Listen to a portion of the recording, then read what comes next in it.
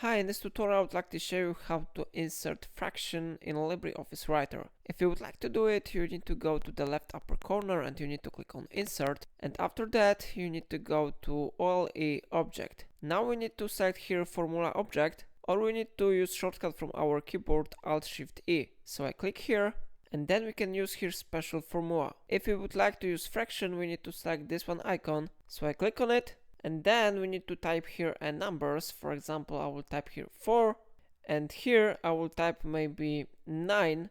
And now I will change maybe font size for this fraction. So I go to Format, I go to Font Size, and I change it maybe to 40. I click OK, and how you see it has been successfully increased here. So now if I would like to save changes, I need to click outside the box, and fraction has been successfully added here. So we can continue editing process. We can add plus, minus, or other chars. We can add more fractions if we want.